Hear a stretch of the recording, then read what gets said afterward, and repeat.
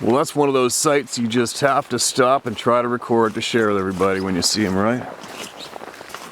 First light in the morning, a remote lake, a bit of a breeze, fog and mist and reflection, dead silence.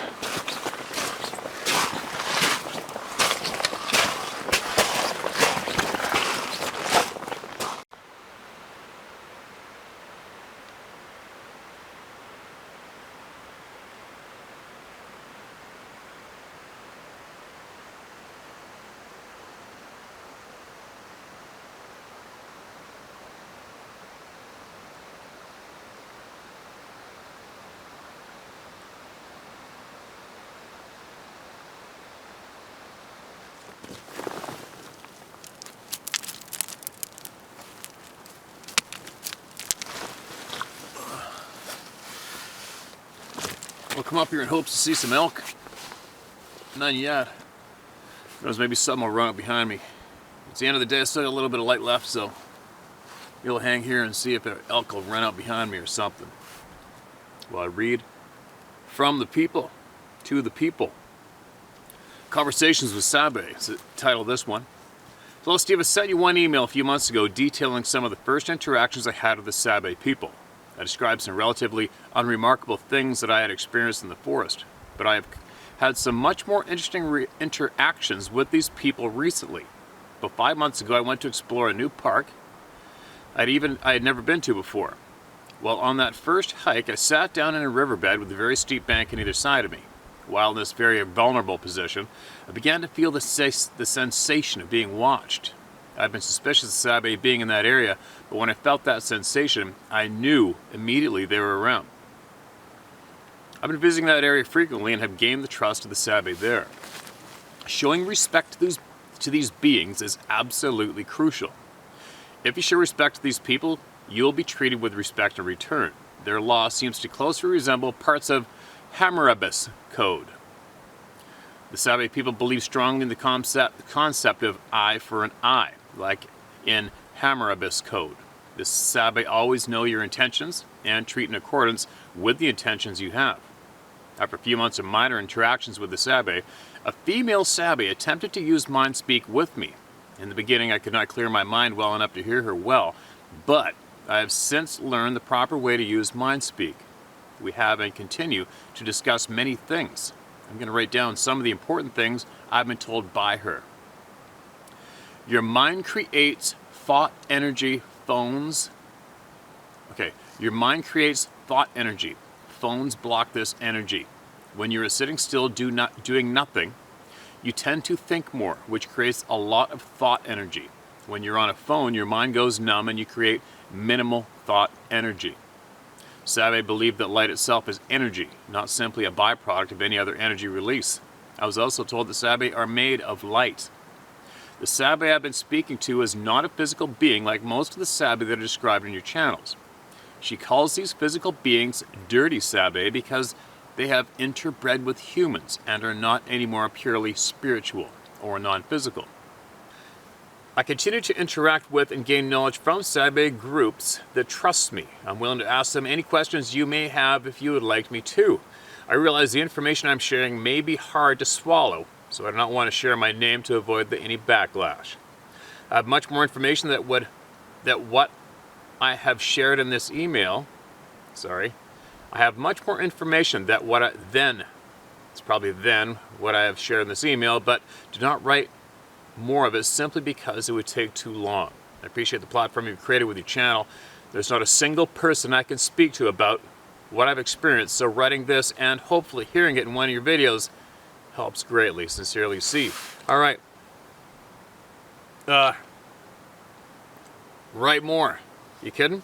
If you're interacting with some unknown beings, share more, okay? Without a doubt. You shouldn't even have to ask me if I want to hear more, of course. Everybody does. That's what we're here for. And if I had a question to ask them, I want to know, who the hell are we? What's our story? Where do we really come from? Where are we going? But not really where we're going. I think it's apparent where we're going, but honestly, I want to know, what is our true honest origins. What can we do? What can we normally, naturally do that we are not doing today? That would be my biggest questions if I could have them answered from anybody. I had to move the camera. I can't sit down and do this with that camera because I don't have the screen with me. Because it came without batteries. The monitor screen that I can put on there that I can watch tells me the camera's still recording. And I can't keep getting up and walking over. The camera just shut off too quickly for me, so I'm gonna stand up and read these emails. But in the meantime, make sure you email back what you know.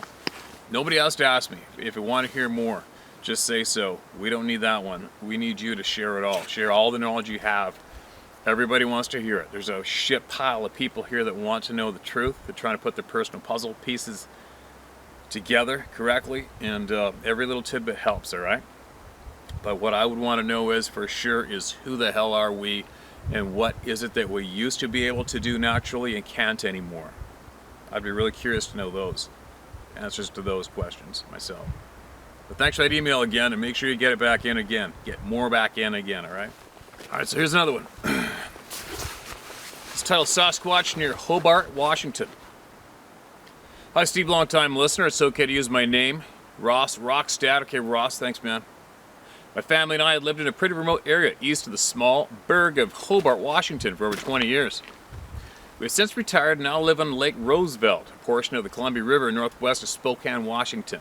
We had bought 6 acres of land back in the mid-'80s on the headwaters of the raging river near Seattle's watershed, a huge portion of land that is off limits to the public and as wild as it gets. There's a 5-mile section of county road that cuts through this dense wooded area, and is the only access to this area called Carriston. We moved there late 1990. I was 32 at the time and was into hiking, mountain biking, hunting, and fishing along with running. I never thought much of the times I experienced that dread feeling, but had on numerous occasions.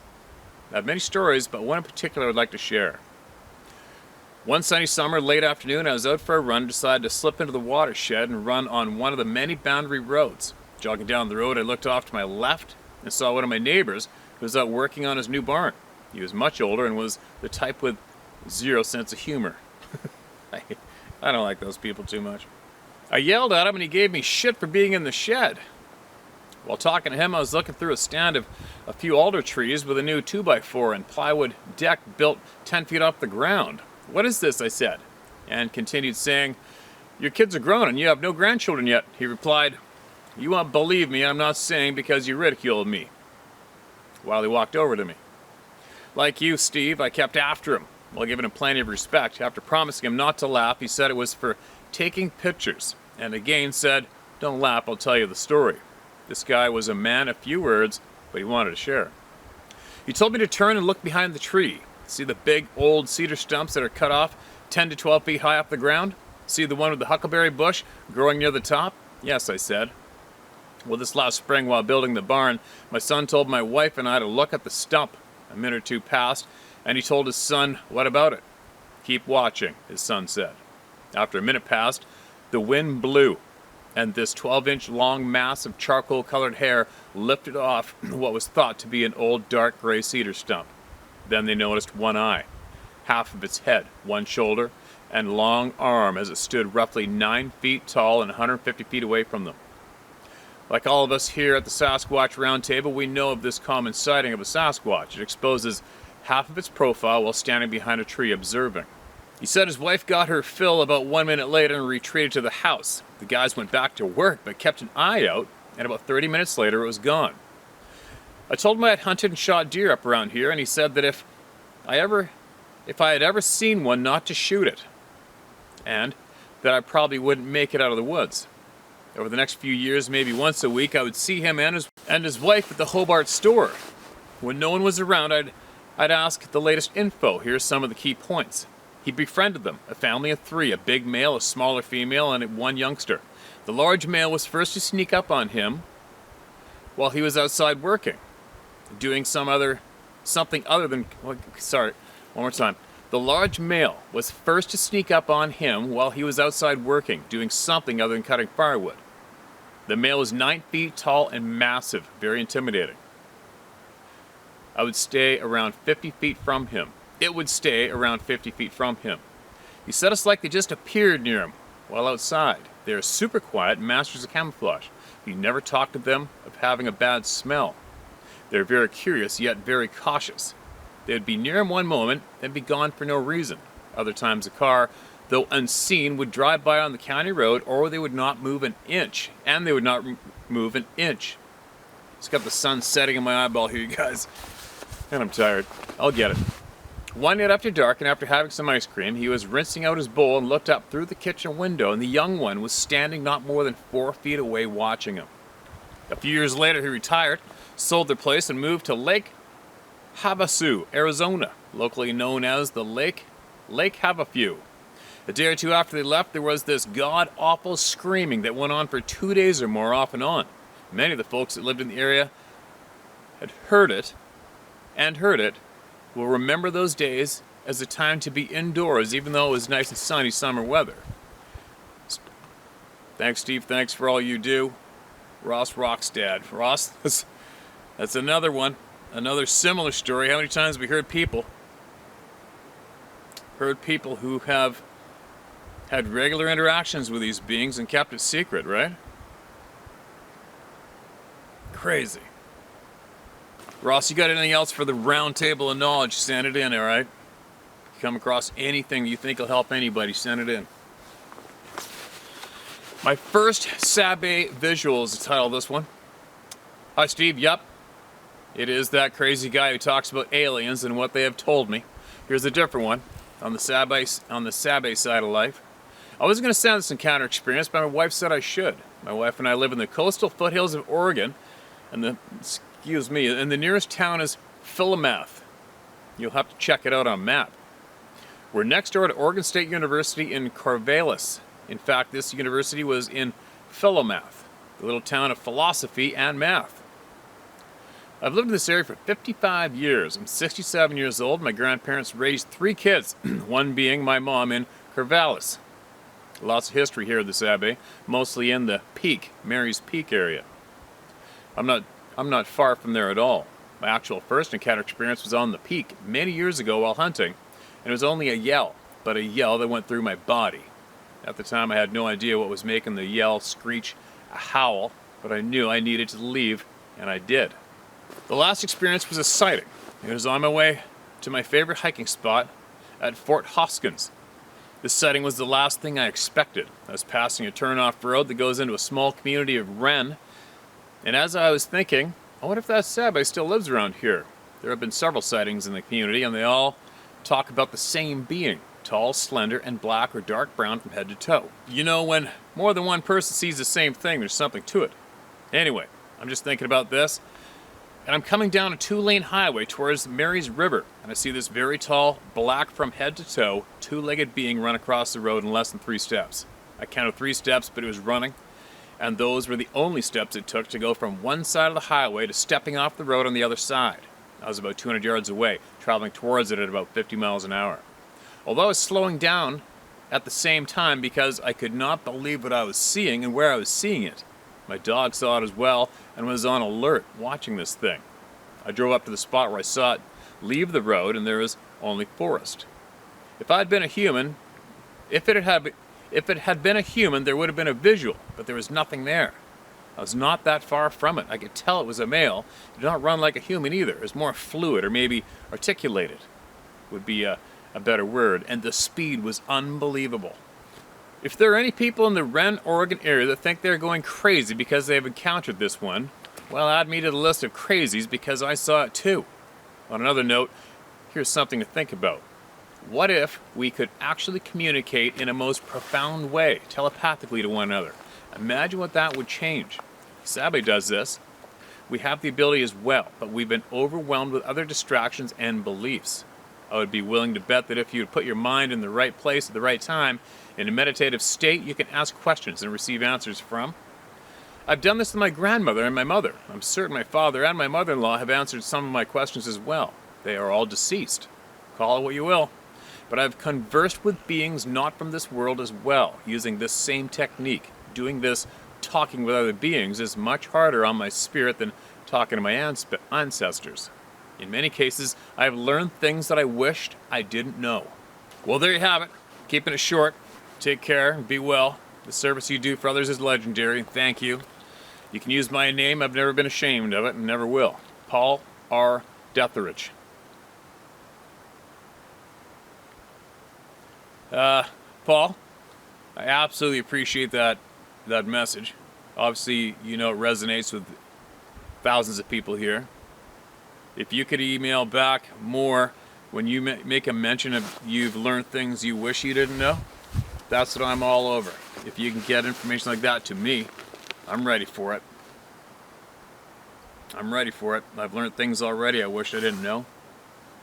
And what do you do? I don't want to go through life with my head in the sand, right? I want to know everything. I want to learn every single thing I can before this ride's up. I think it'd be very helpful to a lot of people, no matter how harsh or how amazing or how terrifying it may seem. I firmly believe that all human beings deserve a crack at knowing absolutely everything we can know on the face of this planet during this lifetime. That's just me.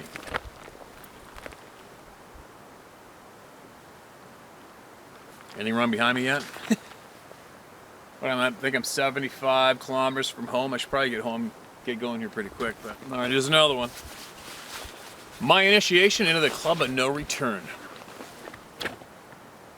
Hello, Steve. You can use my name. I'm Lamona de Benedetto. I want to start by thanking you for being the great gatekeeper of all the people's experiences and stories. Also, my condolences to the loss of Mr. Macaroni. Can't begin to imagine the pain of losing a horse, as I've lost many pets over my 59 years. I've drank a bottle of wine tonight to give myself courage to type up my encounter, as I've been following your channel for over a year, so please forgive any errors. I will try to spell and punctuate to the best of my ability. My story in the Club of No Return happened in Southern Oregon, just outside a little town called Cave Junction. It began back in '76 on my 14th birthday. My mother was a single parent, as my father had abandoned us and moved from Washington State to the Tongan Islands to become a bush pilot. My mother at the time was working 3 jobs to feed and house us. The same child support was a mere $150 a month for 2 kids. Okay, this one sounds familiar. I may have read it, but if I have, oh well, I'm reading it again because I'm frozen. And I gotta get going. This is gonna get read. The day of my 14th birthday, she called in sick to 2 of her jobs so that she could take me and 3 of my best friends and my little brother on an adventure for my birthday. Mom was gonna take us to a swimming hole we'd never been to before. We packed a little Volkswagen Bug with picnic food, crammed everyone into the car, and headed out for a 1-hour drive into the forest. I was so excited, as this was my first official birthday party in a few years.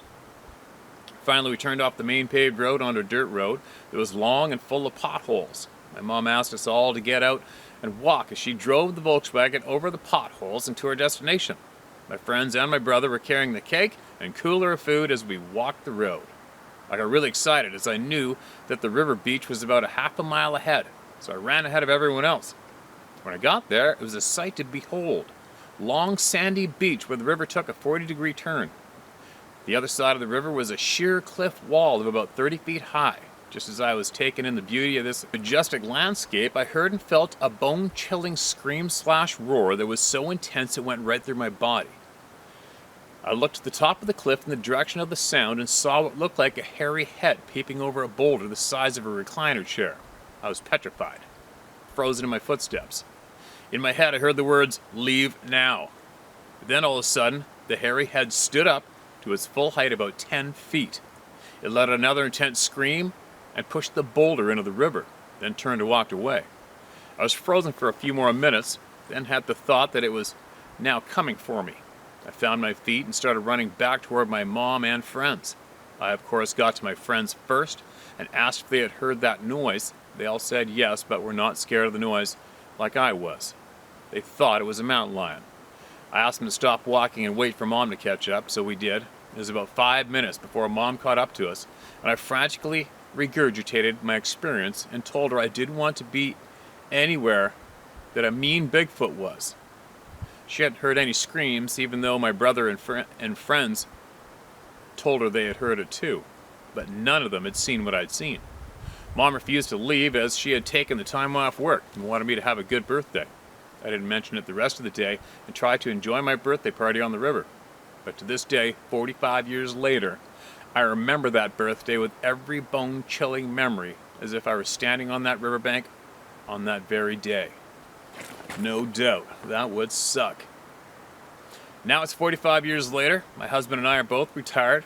We bought an Airstream trailer so we could travel with our 4 dash hounds. Dash hounds? But sadly, I'm still too paranoid to travel into the deep forested areas and prefer a full hookup. Campgrounds. I don't know how you get past the PTSD of that experience of my childhood, but I want to, as I know I'm missing out on what short time I have left on this earth. Thank you for listening and for speaking my story into the Club of No Return. The people need to be heard, and you are our voice. God bless you and your family, Lamona de Benedetto. Lamona, thanks again for that email. I don't think I did read that one, but I hope that helped. I hope obviously the wine helped you get it out, but I hope hearing it read helped you a lot. I think if you listen to everybody else's stories that come on to here, man, how many people have been spoken to in their head? It's amazing how common that is, isn't it? I'd have a tough time getting, I don't know if I'd be able to do it. If something got into my head and basically said, use words in my head telling me to get the hell out of here now, I wonder if I would be more apt to say, go after yourself, I'm not going anywhere. I don't know. It'd probably really freak me out. I mean, picture you guys. Picture a voice being created in your head, directly telling you what to do and to get the hell out of here. Man, that would be so frickin' bizarre, wouldn't it?